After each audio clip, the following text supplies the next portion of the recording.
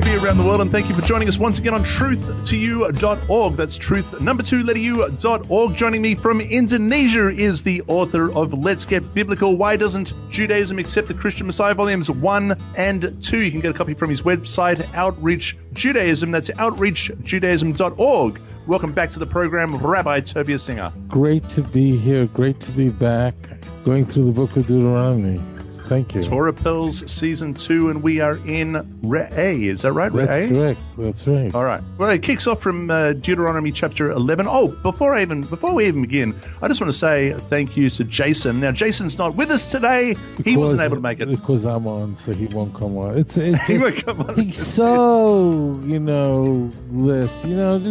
on, so he can't be on. It's just, whatever. Petty things. Petty. No, but he did a great job. I wasn't able to make it. Do you know what? I think that's the first time in I don't know how many years I've been doing Truth to You. That is the first time I've missed a program ever. And Jason covered it. Thank you, my friend. Sorry he can't be with us today, but I'm sure he'll be fine for next week. But we continue on, and it does continue on very much in the same vein as the previous Torah portion. Chapter 11, Deuteronomy chapter 11, verse 26. It says, "Behold, I set before you today a blessing and a curse. A blessing if you obey holding. It's just one little piece of the. Did I say piece of the? One little thing. Writing that down, a new word. Piece of the. Let's call Webster's immediately. It'll come up in Google search. This is a very critical thing because when it comes to the visual, this is interesting. So we have very often, as in Isaiah 53 and all the servant songs, that the servant of God are to be witnesses, and they are spoken of in the singular and the plural. Atem abdi atem Adai Nom Hashem, you are my witnesses, declares the Lord, and my servant whom I have chosen. That's 43:10. Notice that we're dealing with a witness. We just completed the Shema, which is which although is auditory, the last letter of the first and last word is Ayin Daled, which is testimony, which is visual. Interesting, there is in this just one passage, we see that entire message where the nation has a singular destiny, and that is to be a witness people to the world. And also we have, and therefore God has placed before the nation the blessing and the curses. The grammar here is very strange because Re'eh is singular, as God is speaking to one person. You are my servant, you are my witness, Re'eh, see. That's one, you see in the English it gets stripped out, but Re'eh, see, bear witness. Anoichi noisin lifnechem hayom, I am giving to you, and that's in the plural. Again, these pronouns strip away what the meaning is. So Re'eh, singular, Anochi noisin lifnechem hayom, I giving to you, that means God is speaking to an entire nation, the blessings and the curse, and of course we know what those are. We're going to have them a little bit later, but actually the Torah is going to present it right over here. So we have the nation is being called to bear witness, and there's a continuation of the previous chapter, both physically and in every way. It's a continuation. It is. It very much is. 28. And the curse if you do not obey the commandments of the Lord your God, but turn aside from the way which I command you today to go after other gods. This is a theme that keeps. We're reminded of this over and over in this Torah portion.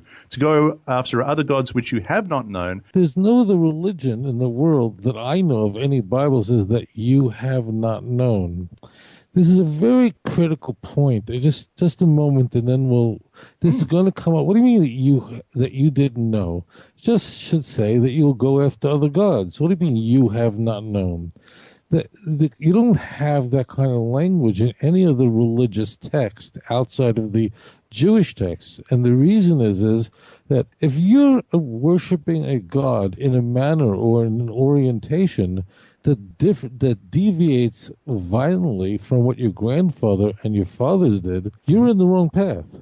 Because remember, there is we are supposed to ask our fathers, and they will tell us. So the nation of Israel is passing along from father to son to his son. So if I were to be worshiping a God that my father didn't know anything about it, you are on the wrong path. And my grandfather never heard about the doctrine of this, the doctrine of the Trinity, and so on. Mm-hmm. So Ashaloyi Datem means you didn't know this. This is new. And that's very critical. There's nothing, that means this has to be part of a Masorah. And if you didn't know it, that means it's not directly from God, because the Jewish people trace themselves directly back from Mount Sinai. Mm-hmm. Fair enough.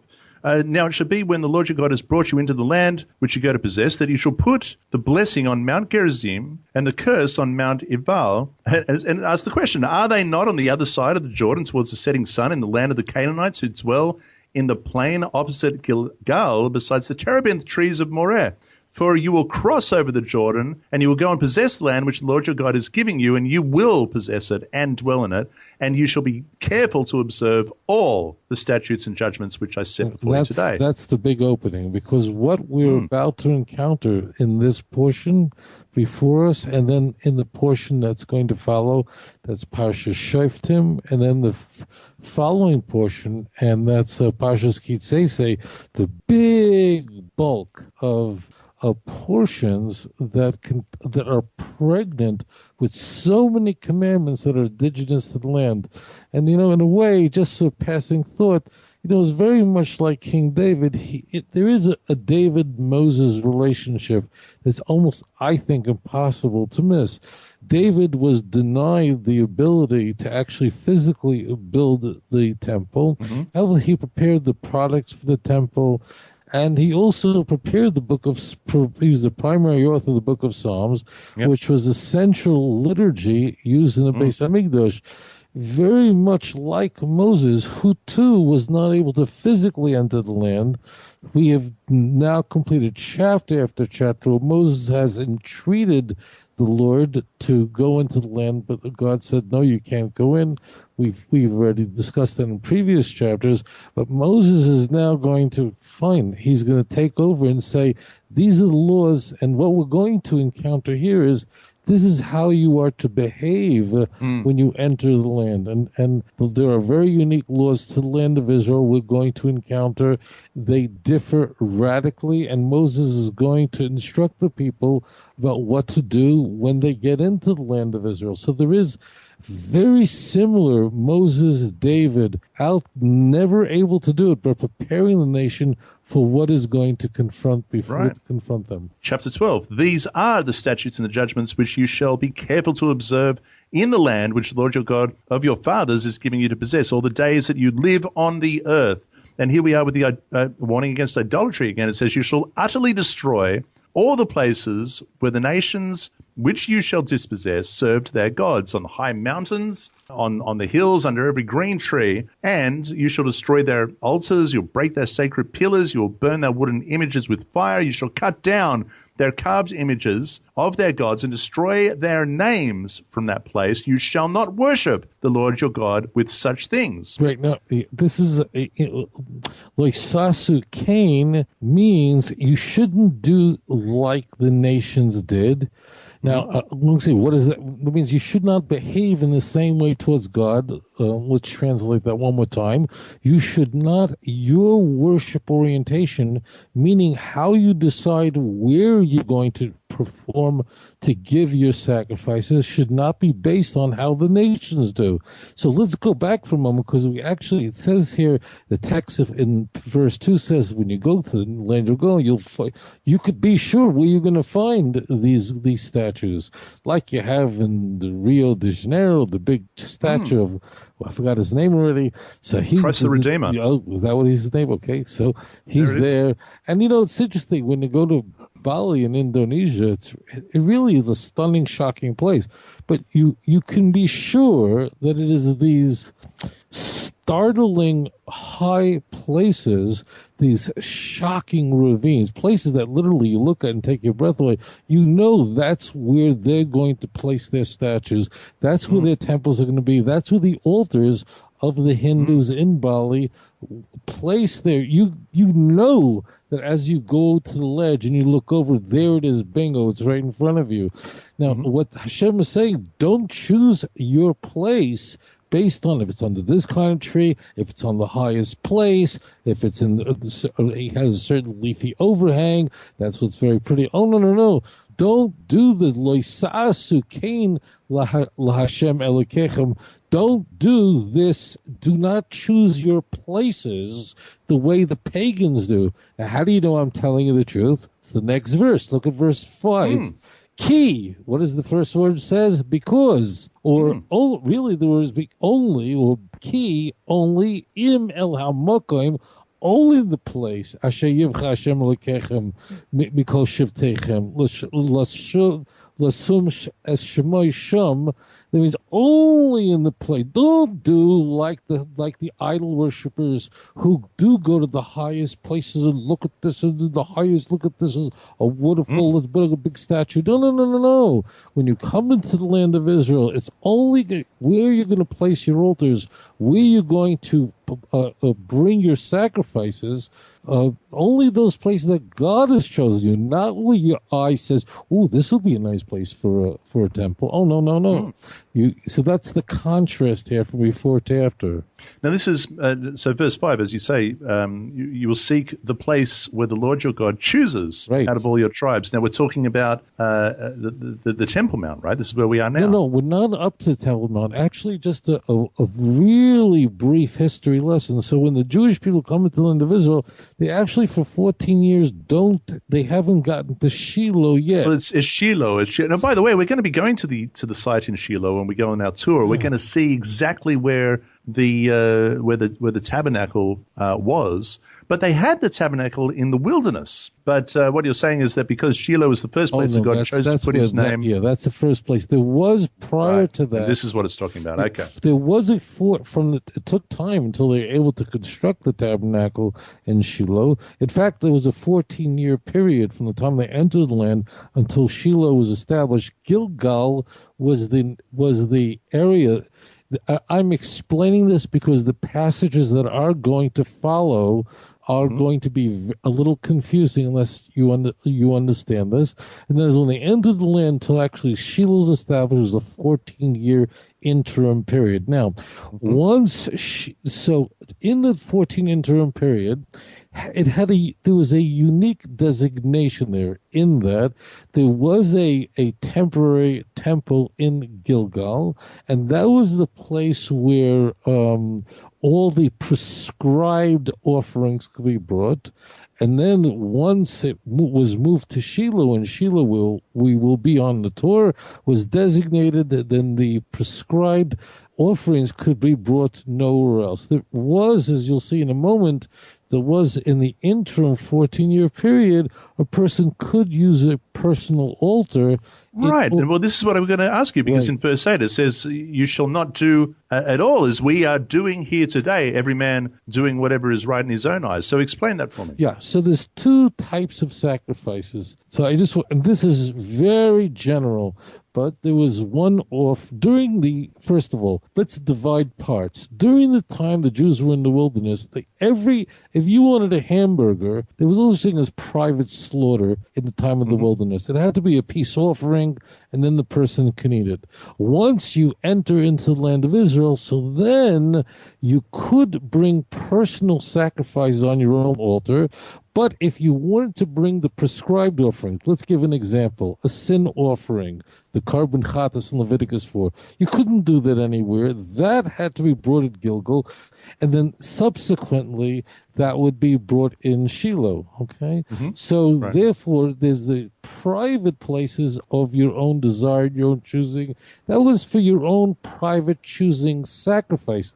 You were not required to bring a personal offering. These are just for your own personal, your own personal offerings. That you could do, but not ones that are prescribed, for instance, on certain times of year, new moon, and so on. Okay, the ones that are outlined in the Torah, those specifically must be taken to wherever the Lord puts His name and to abide, and in this case, Gilgal, and eventually Shiloh. But But now, your own personal offerings, what you're saying is, if I understand you, your own personal offerings, you could offer on your home altar. And in addition to that, for a short time. For a short period of time. This is the interim period. They first entered land. In the interim period. Yes, in the interim in the period. interim But period. ongoing past that, you can have a barbecue at home, though, right? If you Sure, can slaughter, we're going to get to that in a moment. I mean, wait, I want to have a pastrami sandwich. So what was done in the wilderness is you couldn't just go.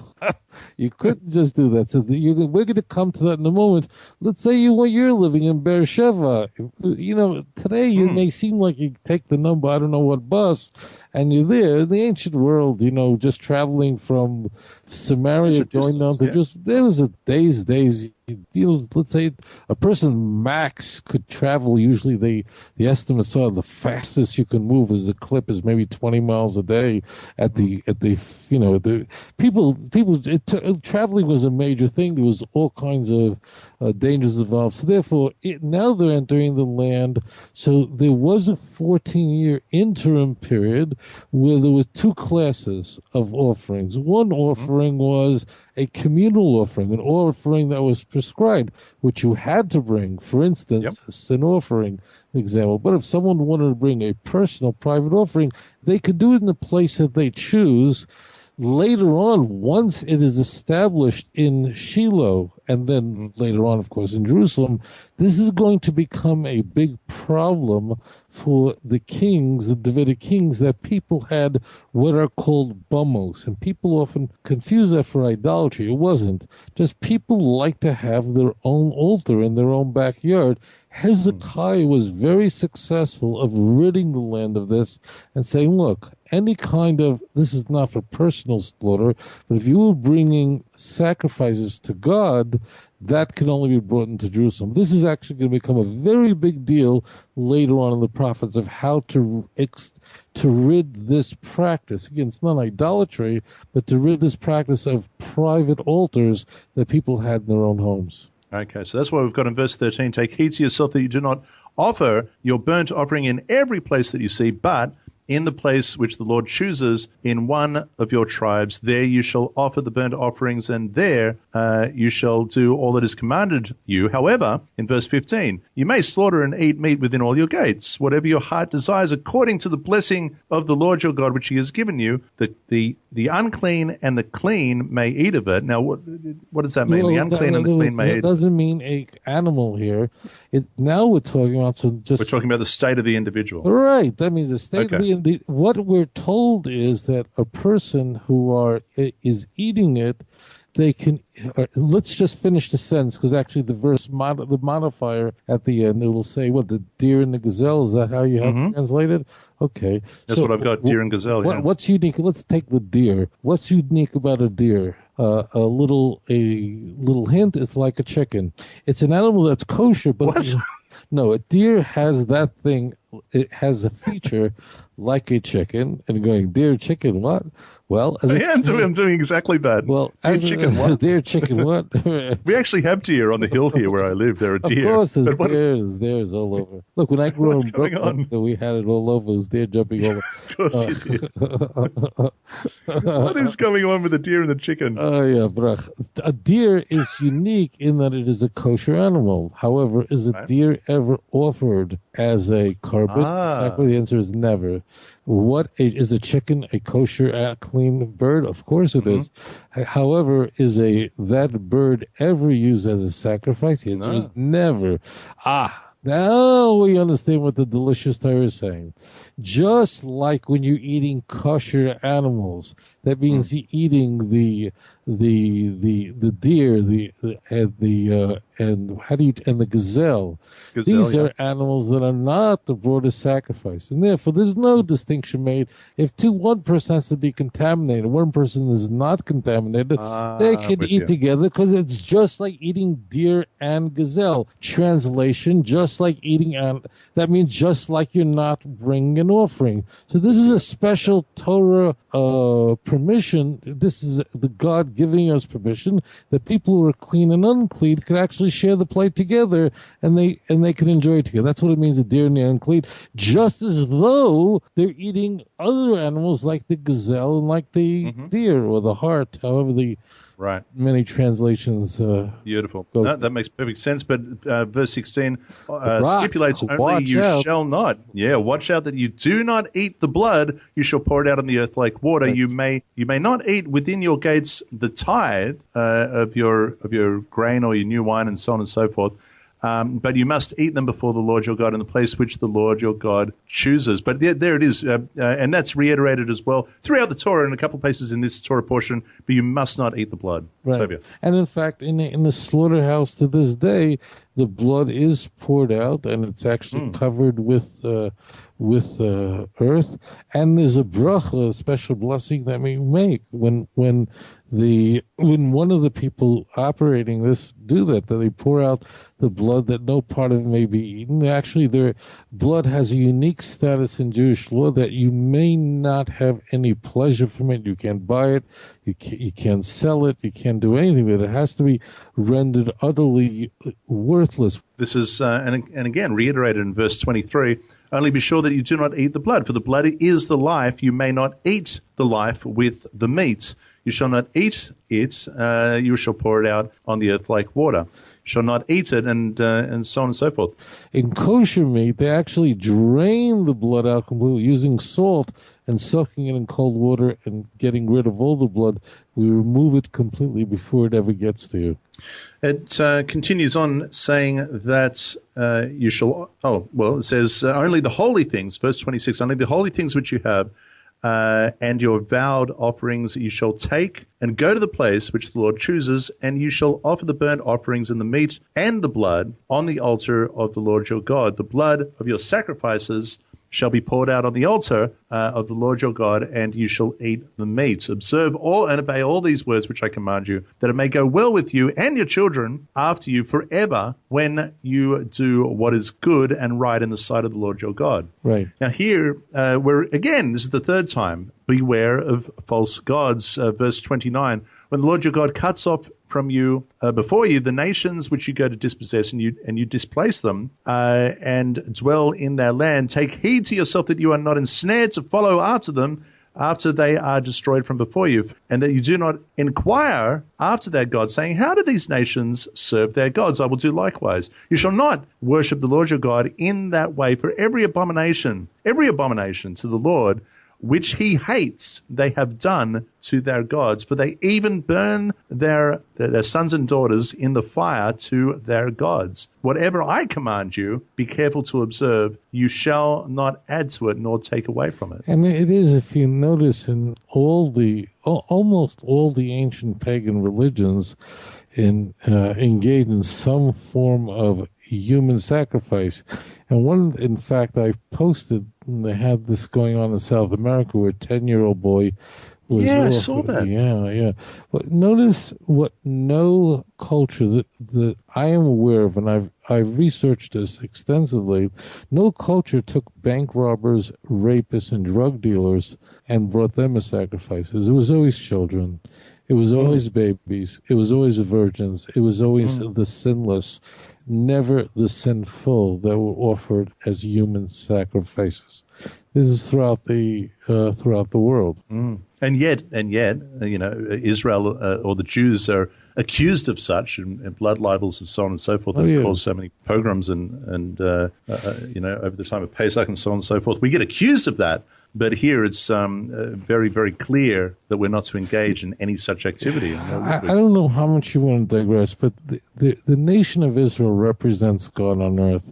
I had this conversation Shabbat, and if I'm digressing, just as a point. Go for it. It's interesting that if you look at those who attack our faith, you notice that they attack. You hear all the time, There was no such person as Daniel. The book of Daniel was a forgery. It was written later. There was no Queen Esther. She didn't exist. There was no Exodus from Egypt. Never happened. It's a piece of mythology.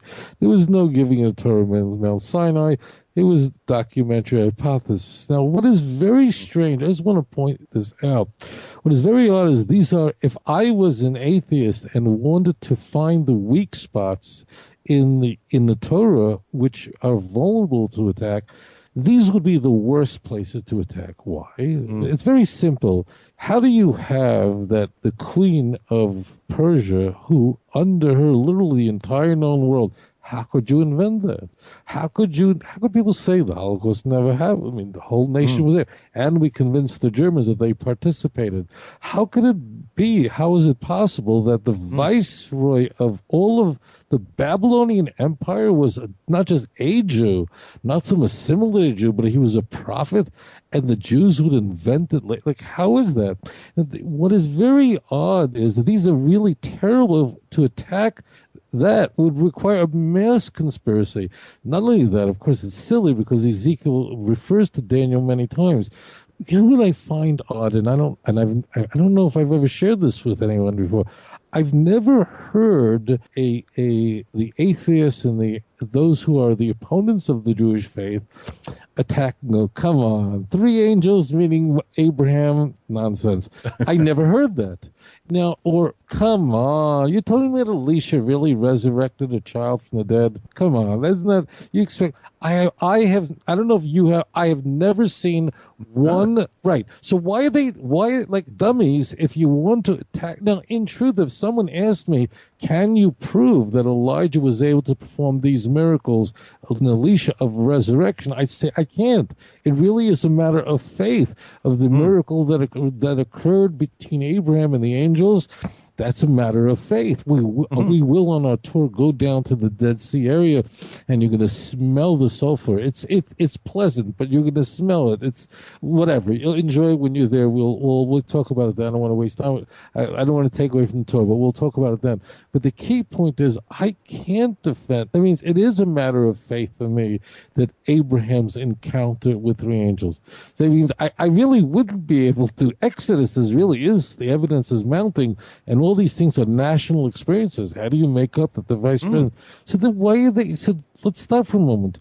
So why is it that the Sam Harrises, all these guys are attacking events that really are not vulnerable to this kind of scrutiny, whereas we have a whole wide range of claims in the Torah, of conversations, of miracles, the cleansing of Naaman, who was leprous. I can't. Someone said, "Prove to me it happened." I can't. I believe it on faith because I believe in the book. So it doesn't make sense. Why go after the strongest positions?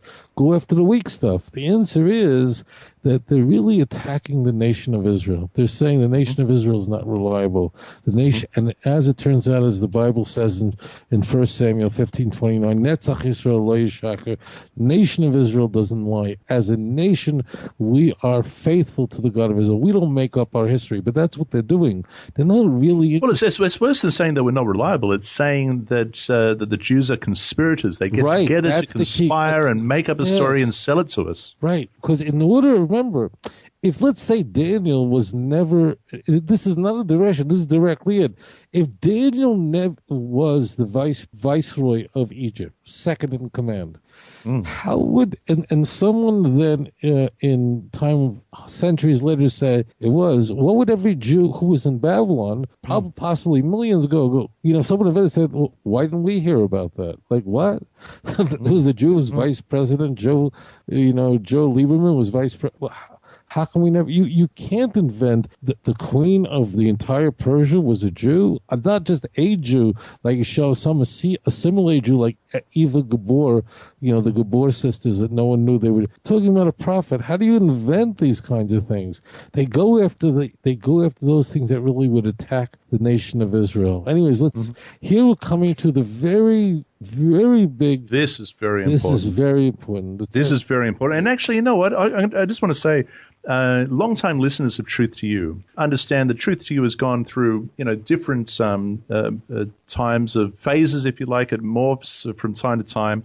And it's not unusual in the last year that a Messianic or a Hebrew roots person may come to me and say, I've been listening to Truth to You for such a long time, but I don't know about, all this stuff that you keep highlighting in the Torah where you don't like Christianity, where the Torah, the Tanakh seems to contradict that which the New Testament teaches. And is it really necessary? I mean, obviously, we get the picture. You don't like it. You don't believe in that stuff anymore. But is it really necessary to keep going on like that? Can't we just focus on the Torah? Can't we just focus on the Tanakh and just learn from it? And do you have to keep telling us what you don't like?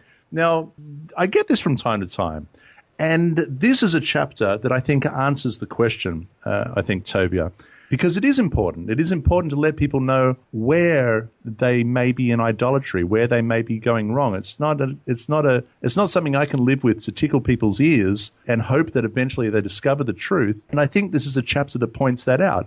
Chapter 13 of Deuteronomy, it says, "If there arises among you a prophet or a dreamer of dreams, and he gives you a sign or a wonder, and the sign or the wonder comes to pass, of which he spoke to you, saying, let us go after other gods, which you have not known." There it is again. There it is "And let again. us serve Right. them." Right. Yep. "You shall not listen to the words of that prophet or that dreamer of dreams, for the Lord your God is testing you." The Lord your God is testing you to know whether you love the Lord your God with all your heart and with all your soul. "You shall walk after the Lord your God and fear him and keep his commandments and obey his voice. You shall serve him and hold fast to him. But that prophet or that dreamer of dreams shall be put to death, because he has spoken in order to turn you away from the Lord your God, who brought you out of the land of Egypt and redeemed you from the house of bondage, to entice you from the way in which the Lord your God commanded you to walk. So you shall put away the evil from your midst." Let's stop there. Toby, your thoughts? Yeah, the thoughts are the Torah. I've never asked you this question. You spent a great deal of your life in the church. I've never personally been impressed with the claims of Christianity, but the Torah is impressed, meaning the Torah is not nearly as sardonic as I am about these claims of miracles and so on, and speaking in tongues, and have you met Jesus? Didn't you meet Jesus? Why not meet Jesus? Even though there's a lot of selectivity, because somehow the Protestants are not impressed with all these encounters with Mary on French toast in the Philippines, as they somehow those miracles don't matter. It's only their miracles that have to be by their guys. But if it's a different one, it's nothing. So what's very important is how it is the book, and this is my approach. Whether I'm debating, whether I'm speaking to someone, the question is, and I'll tell you this: when I sit down with somebody who is a Christian, who's willing to has some questions, I just ask them the question: what do you do if you've had a personal spiritual experience, but it is not consistent with the Torah? Yes. What do you do? Do you go with the personal experience? God spoke to me. He revealed this to me. I mean, God, if you spent any time in the church, this is all you hear. God revealed to me. He laid it on my heart. What did he lay it on your heart? We just go to Scripture. Incidentally, it's interesting. It may seem minor, but the Christian Bibles break the chapter slightly differently, I believe, because in chapter 13, verse 1, really should be that you should not add to the law nor take away from the law.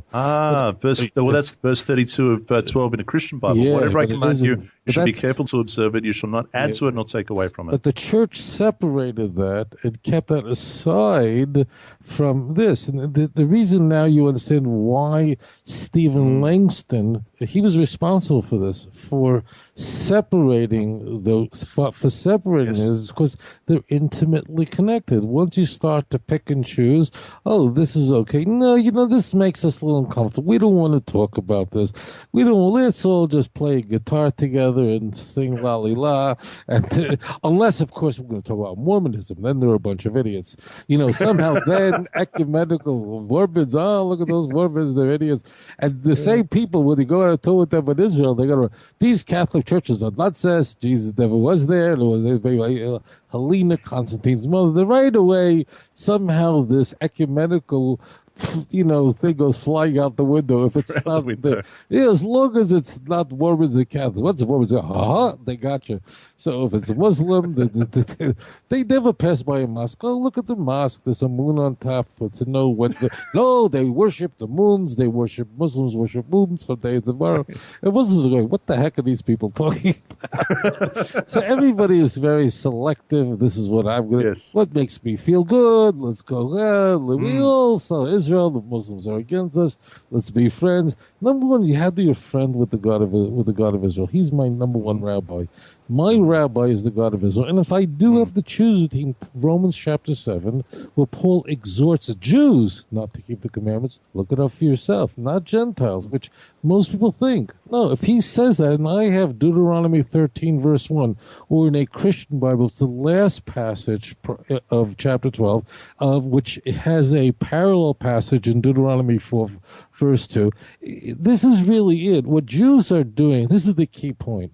What Jews are doing in all cases is we're taking the Jewish Bible, and that's our foundation, and then we're examining, we are evaluating claims made by other faiths, and based on those claims, we either embrace them or reject them. Well, why do we do that? Hashem says, do this. This is how you're supposed to follow.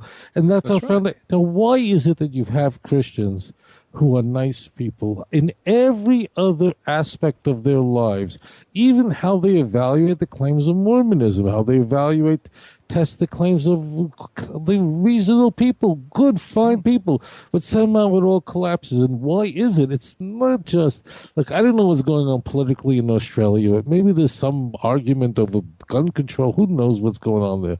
So, but at least people who maybe think that people should be able to have a gun, not have a gun, people seem to understand what the other side, what their position is, or why they advocate for it. Why can't you just say that you're reading the text and you're coming to a different conclusion? What really is happening is Christians are reading the Christian Bible first. It's their foundation. They're reading Paul first, and then they are reading the Jewish Bible through that filter. Jews are just reading these texts. These are epic passages. These cannot be undone. And frankly, you will not find verses like this in the Christian Bible. On the contrary, in the Christian Bible, we don't have to keep the law. When we are told that Peter sees a sheet falling down from heaven and filled with animals that are unclean, and saying, kill them and you may eat it. And eat them, and that's a voice from heaven, and that happens repeatedly. We're going, this is not the word of God.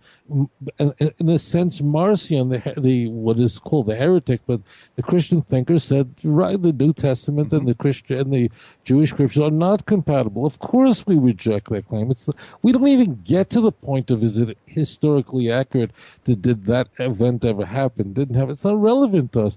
The Torah says, don't add to it, don't take away. The moment it says, what I have made ugly, what I make clean, the Torah says the unclean animals are not kosher. You can't add to it, can't take away from it. That closes the door on it. That's a fix. There it goes. If your brother, the son of your mother, your son or your daughter, the wife of your bosom, your friend, who is your own soul, secretly entices you, saying, let us go and serve other gods, That's which critical. you, and there it is again, That's which you have critical, not known, did not know. neither Right. Okay. neither you nor your fathers, of the gods of the people which are around you, near to you or far off from you, from one end of the earth to the other end of the earth, you shall not consent to him, nor listen to him, nor shall your eye pity him, nor shall you spare him, nor conceal him, but you shall surely kill him. Your hand shall be first against him to put him to death, and afterward the hand of the people, and you shall stone him with stones until he dies, because he sought to entice you away from the Lord your God, who brought you out of the land of Egypt, the house of bondage. So all Israel shall hear and fear, and not again do such wickedness and again, as the this key among is you. that you have Serious known, stuff. that you are aware of this. Everything, this is a key point. Everything Jews do is based on what we've seen and what we have witnessed. There's an auditory, visual. I just want to give an example, something that people are not aware of, but this is actually humongous. The reason we know why tefillin, phylacteries, look like tefillin, there's an oral Torah, oral teachings, which was recorded some 1,800 years ago, but it's also because we saw the phylacteries that Zechariah wore. We saw them. There was always a visual. We saw, and it's passed on from generation to generation. Many people say, these mean a sign. You don't have to keep it. It doesn't mean you're literally binding in your arms. It doesn't mean that. As it turns out, in K4, they found 24 phylacteries dating long, 2,200 years old. Everything is there just the way the Jewish people has seen it and saw it. And I'll give you an example where we lost sight of something. Just one quickie to understand how important this is. As it turned out, for Jewish people throughout Europe and so on, and Asia, Jews stopped eating locusts. The Torah does outline certain species of locusts that are kosher. We had the written information of how you identify the kosher species of locusts, but because the culture around us stopped eating these creatures, we stopped eating them, and we lost the knowledge through visual contact. Interestingly, Jews, except for the Yemenite Jews, don't eat locusts anymore. But the Yemenite Jews can eat locusts. Why? Because as it turns out, the Yemenite Jews have been eating it. They never stopped eating it. So they always had a yediyah and a shmira and a re'iyah. They saw it, and it was passed on from generation to generation. That's key. The Jewish people are a nation who are married to God, and we testify to the book by sight, and that's how this portion begins, and the book testifies to us. Right. So you're trying to tell me then that you've never. I mean, you had locusts in Brooklyn, right? So I mean, locusts would starve to death in Brooklyn. What would he do in Brooklyn? A locust. So you've never had a locust? Is that what you're saying? Marks. It's not for me. They have. What about in Indonesia? They must have some pretty decent-sized locusts there. They have cockroaches here that have license plates on the back. In fact, there's one cockroach that went condo yesterday. I'm not kidding. There was a cockroach sitting on Jakarta on the corner, and the cop came over to him and told him to break it up. I'm telling you, these are big animals here. I'm kidding, but this is exotic land. Maybe you get a nice juicy. Get someone to find you a nice jungle locust there. But they're technically, there's there's biodiversity in this. I'm glad I live on the 26th floor, because if you're down low, forget about it. They got more of everything here. Every creature you can imagine. This is the epicenter of biodiversity. Yeah, it's undoubted. I know it is right on the equator there. Now continues on. If you hear someone in your cities, even in the cities, it says, corrupt men have gone out among you and enticed the inhabitants of the city, saying, "Let us go and serve other gods which you have not known." Again, there it is. This is a very special commandment called an Ir Hanidakas, which means a whole city that has gone astray. A very careful examination of the city but they just adopted idolatry from beginning to end. The whole city is worshiping idols and so on. And the Torah is going to say that they have to be destroyed. And again, those of you asking me, can I keep my crucifix? Can I put it on eBay? No, you can't. You're not allowed to have any pleasure, derive any joy. Did I tell you? I think I mentioned it last week. A friend of mine bought a beautiful apartment in the old city of Jerusalem. The guy had Canaanite statues that probably were priceless. I said, look, he said, this is worth a fortune, because it came with the whole house. I said, you have to destroy it completely. And he was fulfilled the mitzvah right there on Rehov HaTamid. So, chapter 14. Now, this is out of the blue. It says, you are the children of the Lord your God. You shall not cut yourselves, nor shave the front of your head for the dead. Now, this reminds me of what Leviticus chapter 19, verse 27, I think it is, and something similar there. For you are a holy people to the Lord your God, and the Lord has chosen you to be a people for him, for himself a special Very treasure above key. all the people who are on the face of the earth. There's one Tobiah. phrase here that you'll never find anywhere else in the Bible. It's very famous, but you are children to the Lord your God. You'll only find it here. The context is Bonim atem laHashem Elokeichem, that you are sons to the Lord your God. It's unique to this passage, to this prohibition. What is the Torah saying here?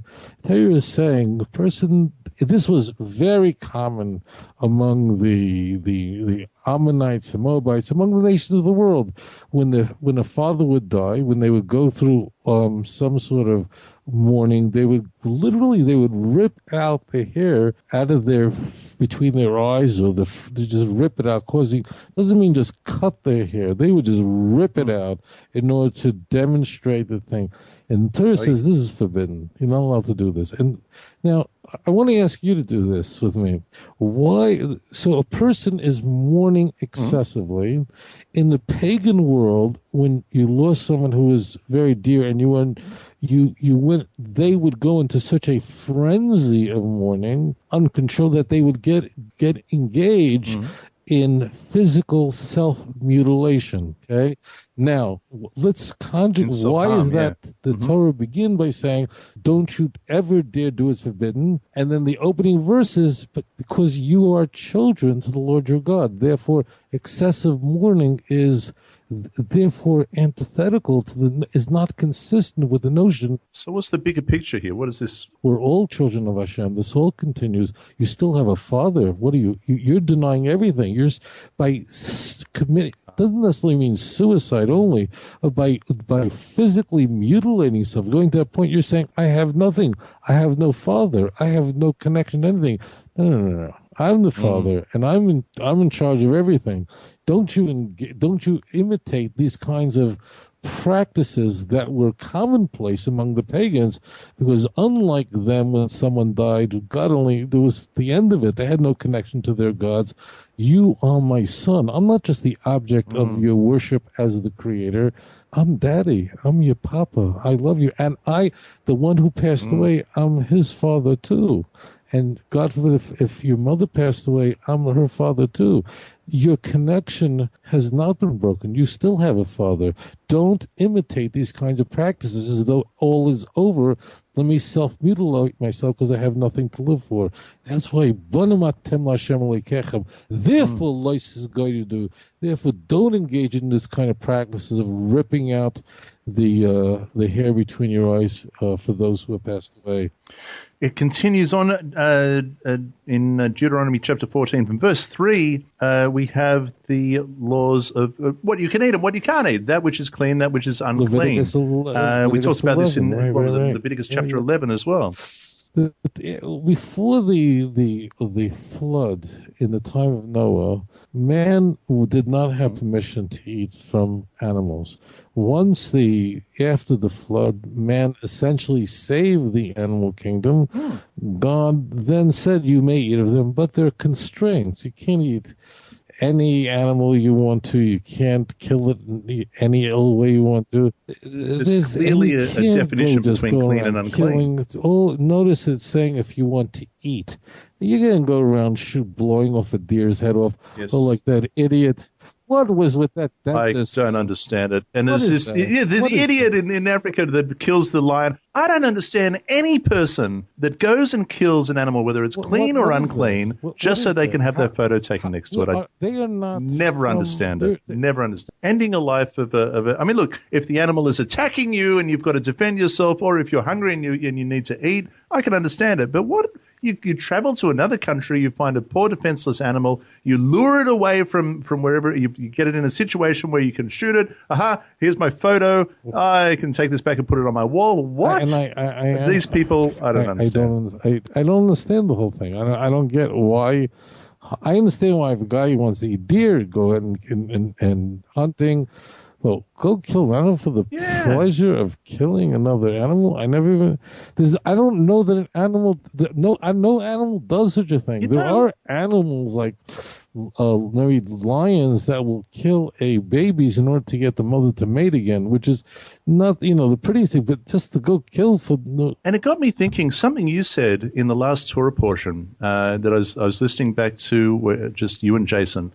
And you pointed out that God says, you're not going to go in there and wipe everybody out all at once. If you were to do that, then the wild animals would come and overtake the place. So what that says to me is, not only is it sensible, a bit here and a bit there, and you take the land in a measured way, but it also says to me, Toby, and it occurred to me last week, God is concerned with the life of the animal. He's concerned with the life of the animal. And, when we have people like this that go out and hunt just for the sport of it, the sport. I don't get the sport. Like, I don't understand how the word sport applies to baseball. I just don't know the crossover of sitting and shooting this creature and just ending its life. And I don't. Anyways, I'm sure it's just unbelievable. I agree. So now it goes on to talk about tithing. Now this again. Now you mentioned before. This is verse 24. But if the journey is too long for you, that you are unable to carry the tithe, or if the place where the Lord your God chooses to put His name is too far from you, when the Lord your God has blessed you, then you shall exchange it for money, and take the money in your hand and go to the place which the Lord your God chooses, and there and you shall spend the money on whatever your heart desires. The key is over here is elaborate that this is talking about Ma'aser Sheni, and which means a second tithing, and that tithing has to be brought to Jerusalem. But sometimes it's very, very difficult to bring large animals, so on. Therefore, the animal is then redeemed, and once it is redeemed, the Torah says that the person who is clean and unclean can eat from, it's in the text, can eat from the same animal because it's already been redeemed. The money has to be brought to the land of Israel. It was the ancient world, again, to carry, even today, to go transport animals over long distances was quite burdensome. Oh, yeah, it's not an easy thing. Now, chapter 15 talks about the Shemitah year, right? What we're interested in is we want to focus on the servant, on the Eved. There are only two ways a Jew could become an Eved, a servant, slave, whatever word you want to associate with it.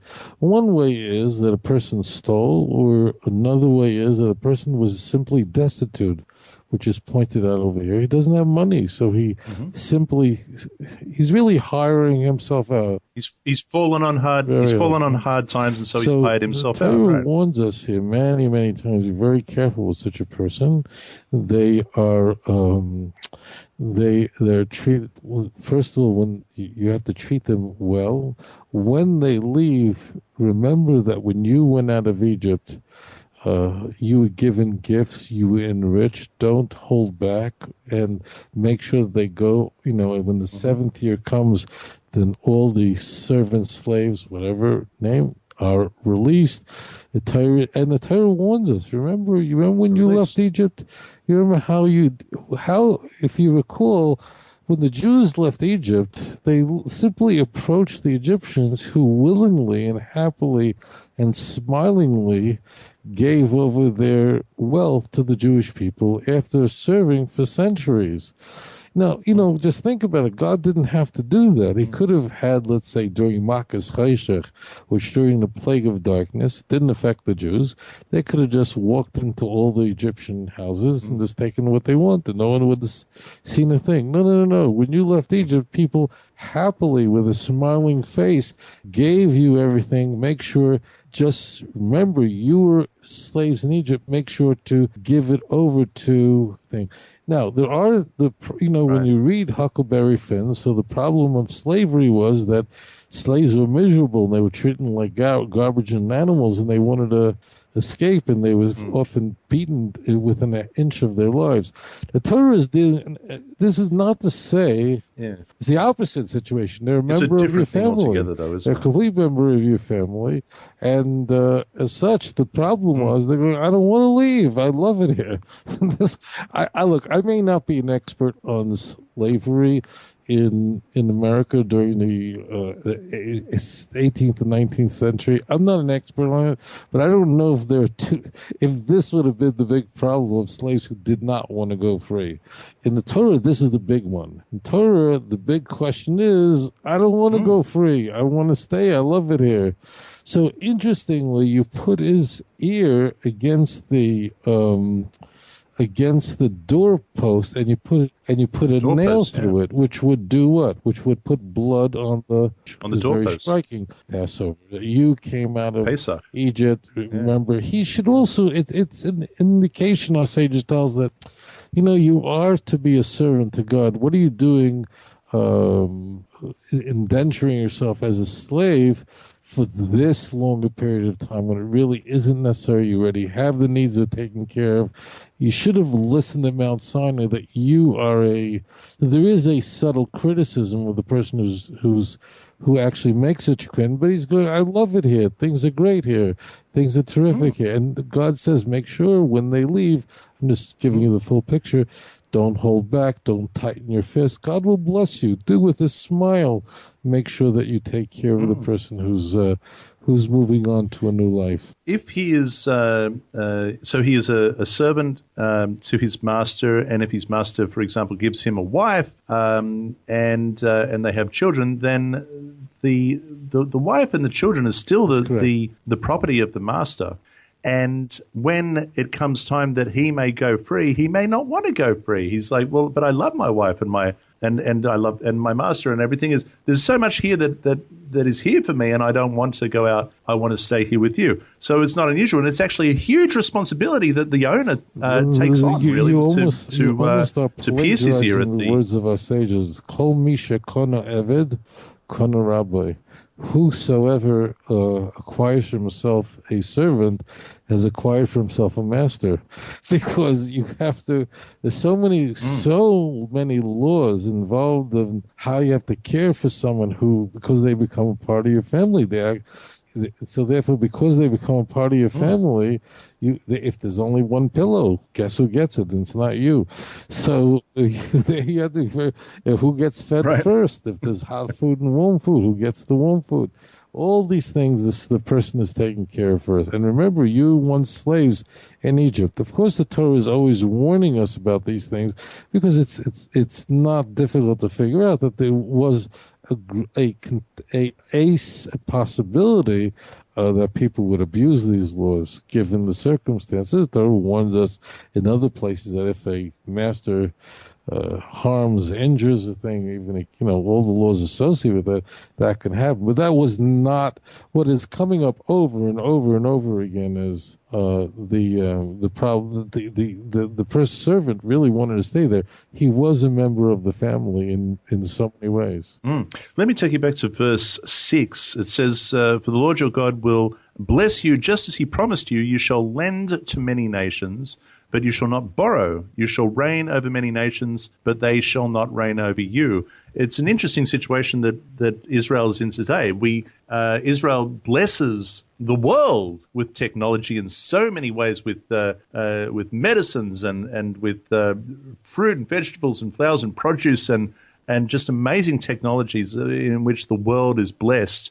But can we say that they do not borrow? I mean, what sort of situation is, because Israel's reliance on America, for example, in many ways. How are we to understand this verse in relation to the way Israel is today? Many times that we're not to take from other peoples, and in fact, when they were coming to build the second temple, the Samaritans said, "Look, we want to be a part of it," and so on and so forth.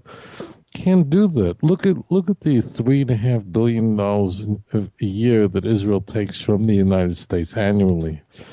Do you know what that costs Israel? You know what kind of concessions the Jewish state has to make because it accepts that $3.5 billion grant gift?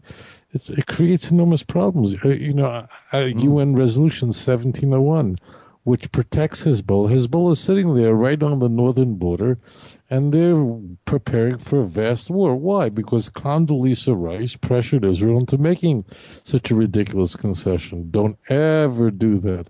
never put yourself in a position where you have to rely on others. I can think of other situations because the Torah is a living document, my friends. This is not talking about the past. I remember years ago, many of you don't know this, but Israel actually developed the most advanced fighter jet in the world called the Lavi. Going back many years ago, it would have been the state-of-the-art jet.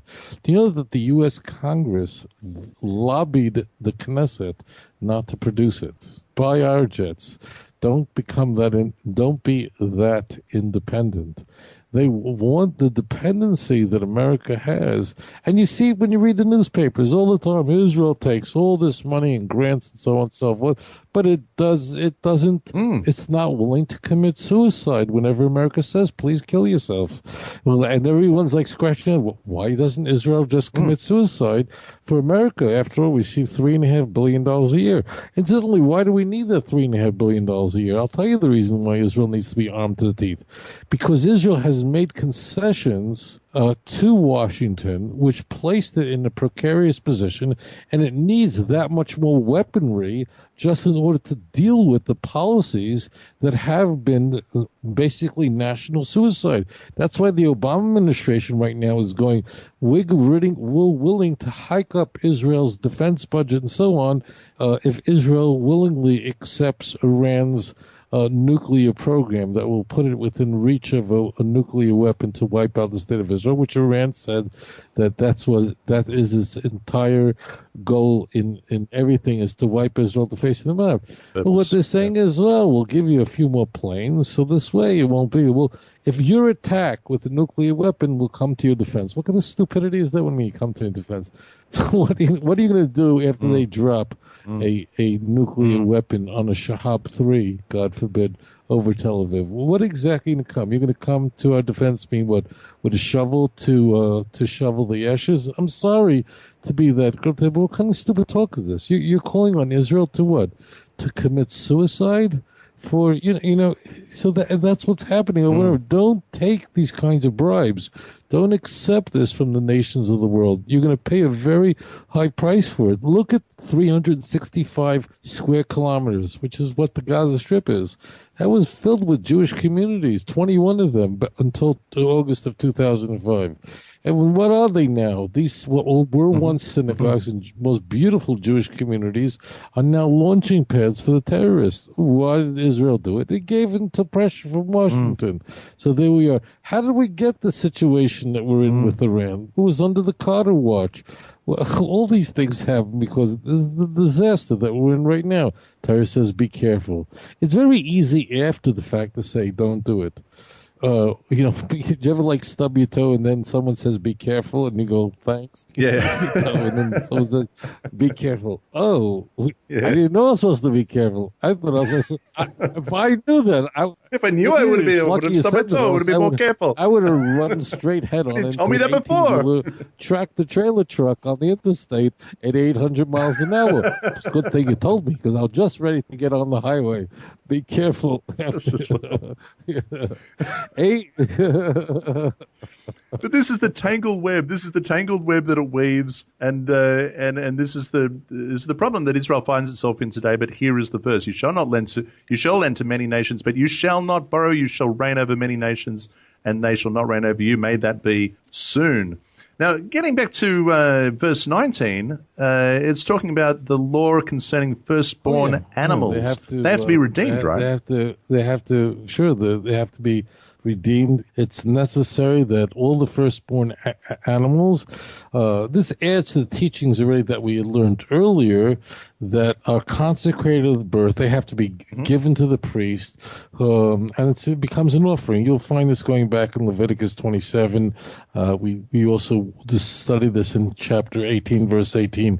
But here the Torah is discussing the role of the owner in adding the sanctity of the animal that must be done with the animal, that is disqualified by a blemish for use for an offering. So the Torah... if there's a defect, if it's lame or if it's blind, has any serious defects, you shall not sacrifice so there the Torah to the Lord your God. An extra prohibition against... But you can still eat it, right? You cannot bring it for a sacrifice. But you just can't sacrifice it to God. Just so you know that actually in a kosher animal, the the animal has to be healthy on the inside, which means we actually check the lungs to make sure the animal's is physically healthy on the inside. And if it's no good on the inside, I'm not eating that one either. But again, it reiterates the last verse in that chapter: only you shall not eat the blood; you shall pour it out on the ground like water. Now we find ourselves in chapter 16. It's the last chapter of our Torah portion, and we revisit Pesach, more briefly Shavuot, here, we're not and going to be Sukkot. given the dates here as we were given in Leviticus 23 because we already have the dates already.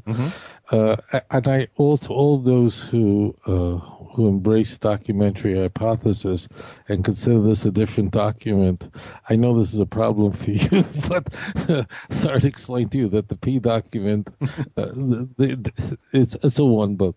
But there is a very key point here, and that is, the Muslims have a lunar calendar, and because the lunar calendar is 11 and a quarter days shorter than the tropical or solar calendar, it's fast. You go, how fast could it be? 11 days. What's 11 days?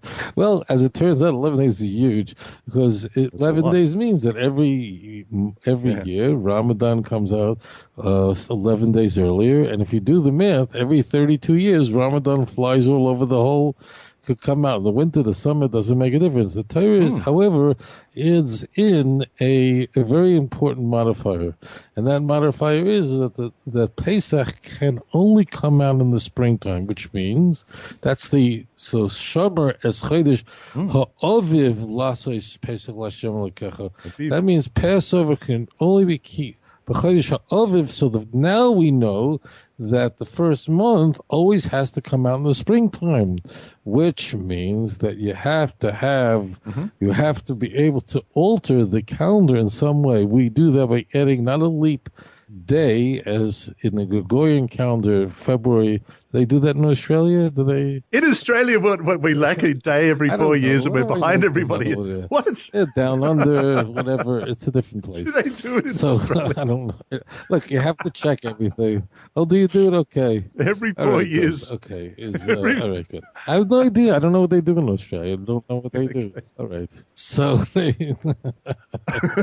we have so in essence, what happens is that because what controls the length of what controls these seasons, it controls the sun. It's the lunar, it's the solar calendar that controls the seasons, winter, summer, so on. But the month, a lunar month on average is 29 and a half days. Therefore, multiplied by 12, you'd be 354 days. The solar calendar is 365 and a quarter days. And therefore, in the Torah, as it turns out, I know it comes a very big shock to people, but the Torah doesn't tell us, there's no commandment that you're only allowed to have 12 months. There is none. So what the Jews were able to do was they had to add in an extra month, and they had the ordination from Moses in order to do that. The Sanhedrin, the elders, they were ordained. They were given the ordination to bless the new moon after witnesses would come in. This is the fancy word, they would intercalate, or it was called a Shnas HaIbur, which means a pregnant year, in a year with an extra month. And this was able to shoot the calendar forward, ensuring that Passover always came out in the springtime. Now, this was fine until Christianity became the official religion of the Roman Empire. And what happened is that although rabbis today, all the rabbis on this show, we have ordination from respective rabbinical schools, but we don't have the ordination from Moses. That we don't have. Why? Because as it turns out, all those people who were then, when they asked, was somebody a rabbi in the first century, they didn't mean like today that you go to school for 4 years. Did you actually have the ordination of Moses? Straight chain, unbroken. And as it turned out, when Rome converted to when Rome converted to Christianity and vice versa, what happened was that all the sages who had this ordination were now being wiped out. This was a game changer for the Jews in the 4th century. This is interesting. Let me just interrupt you for a second, because I'm just going to jump to our next Torah portion. This is next week, but it begins saying, "You shall appoint judges and officers in your gates, which the Lord your God gives you according to your tribes. They shall judge with the people with just judgment." But we don't have that succession. We're no longer in the gates. We're no longer according to the tribes, so specifically. And that succession is no longer there, and that's what you're talking about, right? The word semicha means to laying of the hands, just as we saw that Moses laid his hands upon Joshua. Until we get to the 4th century, we had a direct, unbroken chain of sages who had this line, and as we will see in the next week's portion, that you must follow them, unless it's a corrupt court. Courts could be corrupt, so then you don't go after the majority when it's a corrupt court, lahatos. But otherwise, you go after the majority. But the people who blessed, who interrogated the witnesses, and who were able to bless the month, they were only those who had this ordination, who were the judges of Israel, generation after generation. Now, what happened is that the enemies of our people, Rome, the last of the 4 kingdoms, sought to wipe out Judaism. And how would you do that? By killing off all these rabbis who had this ordination. That's the key point. And so therefore, under the leadership of Hillel II, we had one piece of information, and that is the precise length of a lunar month, because they knew they were going to die. They knew it was over. They knew they were going to be hunted down. I know this is part of a portion, but just a piece. Christian anti-Jewish rhetoric from the church prior to the 4th century was precisely that. It was rhetoric. And when Tertullian, who was a Christian at the end of the from 197, I think he died in 212, when he wrote books against the Jews, literally, those are the names of his books, it didn't mean anything, because Christianity wasn't the recognized religion. Judaism was, so go ahead, curse us all you want.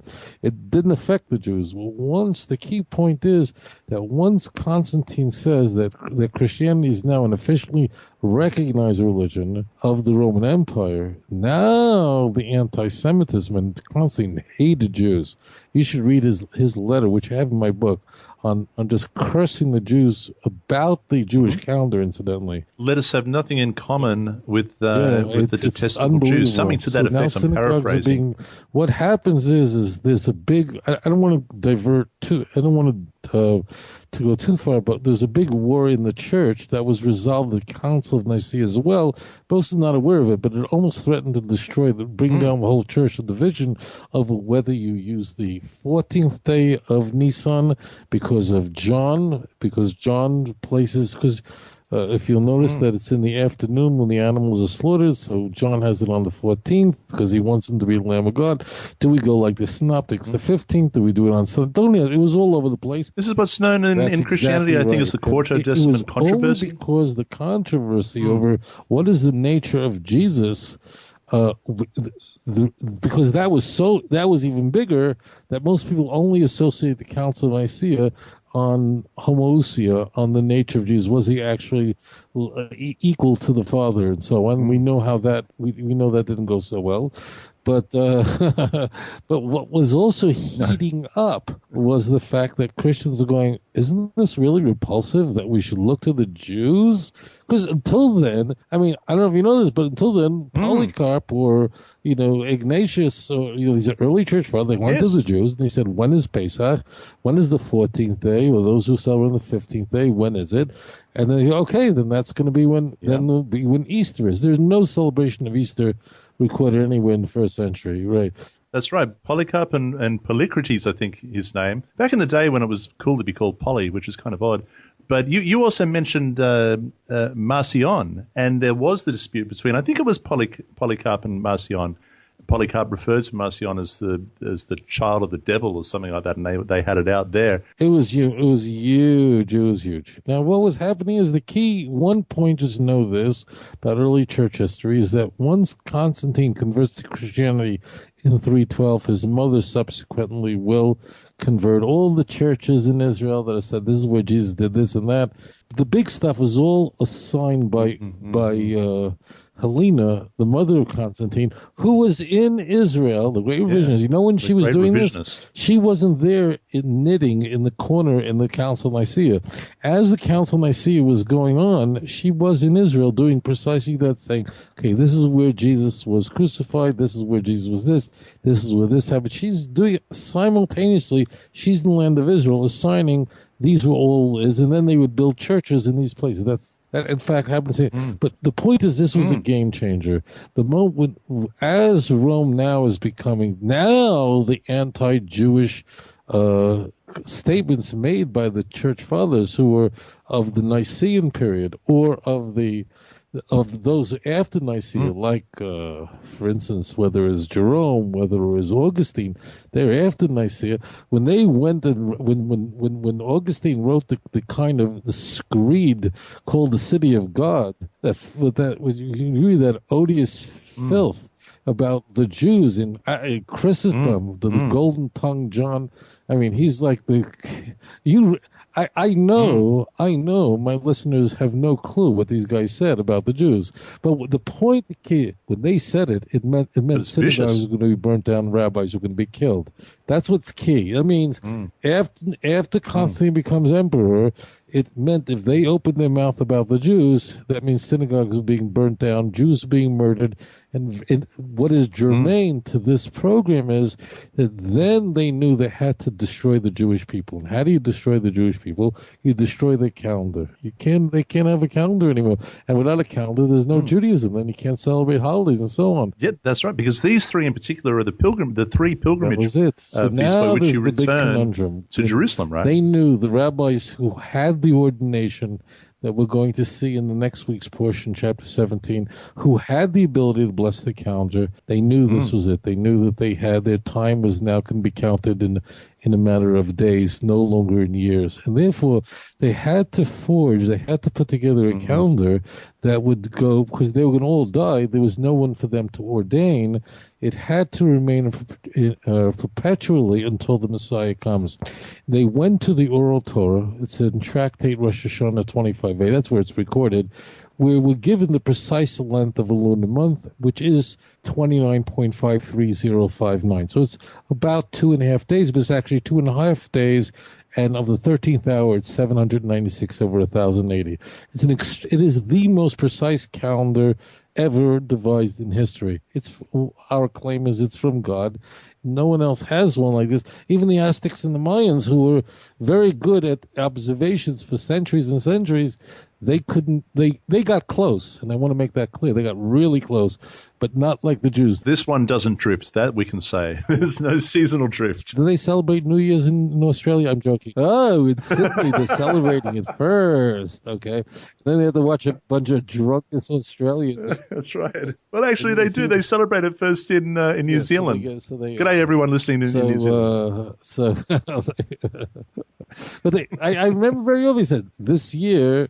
Dick Cavett, I think was his name, or whatever, I forgot his name is. He got to say this year, because they realized that it's off a little bit. They have to add 2 seconds to the year. They have to add another second. The Jews never get up. Excuse me, you have to add another second, another 2 seconds. We have satellites and things flying satellites. One shot through my studio in the middle of the program. I have satellites flying and measuring using red light, heat light, black holes. Don't ask what they're measuring. I don't know what they're measuring all over there. Measuring with launching from Florida and Houston, rockets and spockets, and trying to figure out. And we have in oral Torah it says, look, don't forget because there is no record at all. None. In fact, I remember years ago lecturing, who was I? John Hopkins. I was lecturing, and there was a professor there who actually is he's a professor actually of calendars and studying how different people measure it. And yeah. So, when you go to university, you speak, Oh, yeah. you get to talk to some of the university professors, and it's nice. They're bright people. This guy, his name escapes me at the moment. So he's actually is an expert on this whole field of ancient calendars and how people make it. So I asked him, I love that stuff. how did, because the Mayans, the Incas, whatever, from Central America, they got close. How did they get so close? He said, well, I'll tell you, they had observations. They observed for many, many years. We have their copious notes that they took, and then they were able to get really close and get a thing like this. I said, well, how good is the Jewish calendar? I said, the Jewish calendar is the most perfect, precise calendar in the world. I asked him, is there any record anywhere in Jewish history that Jews made observations? Because we have it with the Mayans and Incas. They made it in the stone. Is there any record that Jews, in any of our literature, that Jews, because what do I know, that Jews has? He says, no, actually we don't. I said, then how did we get so close? And he said, must have been a lucky guess. I don't think it was like 20 years ago. I said, well, maybe they were guessing, maybe not. As it turns out, we would have had to have had that piece of information. So it's not like people could, so Christopher Hitchens, how come they don't talk about microbiology in the book of Leviticus? Because it has nothing to do with how to live your life.